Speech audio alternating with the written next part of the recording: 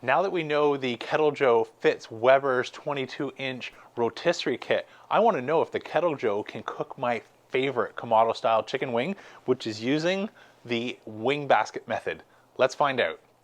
Hey, I'm James from Smokin' Dad Barbecue, and today is all about seeing if I can recreate my favorite Kamado Joe style wing on the brand new Kettle Joe. And since I already know the Weber 22-inch rotisserie accessory works perfectly on this grill, thanks to a previous test where Barbecues Galore, my local barbecue store, didn't know if it would fit, so they gave me one to sample and see if it would work, and it worked brilliantly. I've been dying to recreate my favorite wing method. And so that, if you haven't seen any of my progression of wings, I've found my best approach here is to start in the basket, cook those wings till we get a nice, great outside skin that we're happy with, then toss them in some sauce and put them back on the grid, but on the cooking grates directly, not in the basket. The only reason for doing this is I've learned the hard way that if we sauce our wings, put them in the basket, they tack up beautifully, but some of those sugars, caramelize and burn, and it makes cleaning the basket really difficult. So that's what we're in for today. See if we can turn out the same amazing wing, but all on the Kettle Joe. So let me bring you back a few minutes ago when I started the fire, show you how we're going to set up for today's Kamado Joe Kettle Joe Ultimate Chicken Wing. Okay, so we've got pretty full basket of coal. I think that'll be more than enough for today's wings. And since I get asked all the time, is the sous vide gun version strong enough to start the coals? I thought I would just illustrate that it is more than capable. It's not as fast, but it's plenty to get the job done if you're only picking one tool. So let's give the Grill Blazer Grill Gun Sous Vide Edition, which is about 240,000 BTU versus the big one is 400,000 BTU. Fire in the hole, let's go.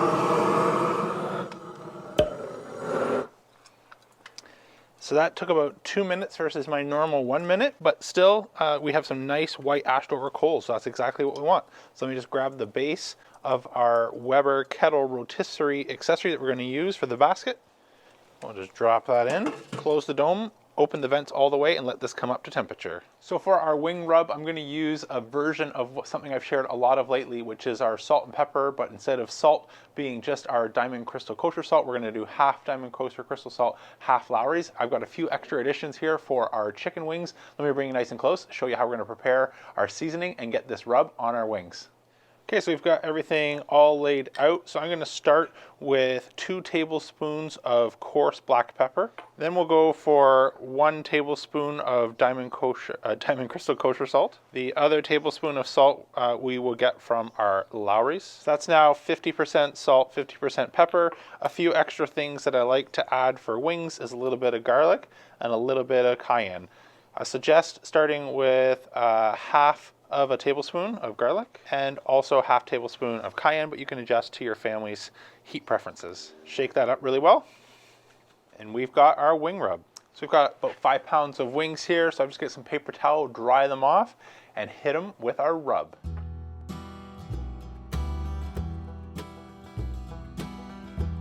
Okay, our Kamado Joe Kettle Joe has stabilized at just over 600 degrees Fahrenheit, and that's with about 1 finger on the bottom width for the vent and all the way open on the control tower top. And I think this is about the perfect temperature to throw our wings on. So let me bring you nice and close, show you how we're gonna get these seasoned up wings into the basket and start our cook over those live fire coals. Already taking advantage of the extra space of these smokeware shelves, which is nice. You can see we are 600 degrees Fahrenheit. I've got everything plugged in, and we now have nice, clean combustion in the base of our Kettle Joe.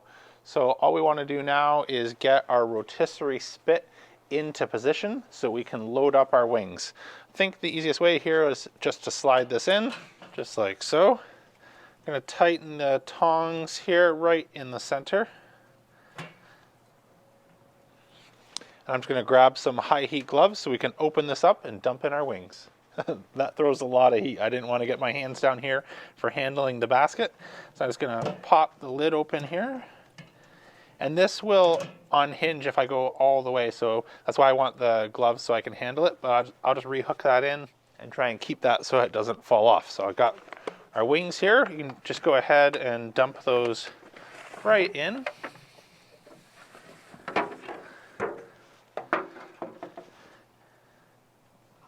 redo our basket, turn on our rotisserie. We are off to the races. Let's close this back up. Okay, so it's been about 20 minutes, which is a few minutes longer than I want, and the temperature actually got away from me a little bit. So these look close to done, if not maybe overdone on the outside. So I'm gonna bring you nice and close. We're gonna move really quick, try and get these off, get some sauce on them, and see how we did. If not, we might have some scorched earth. We'll find out together. Let's come nice and close, get these off, sauce them up.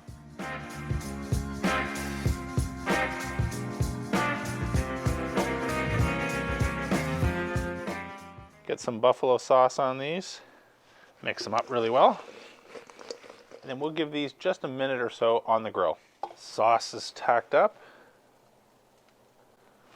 Again, not too bad, a little darker than I might have liked, but we'll see, that should be pretty good.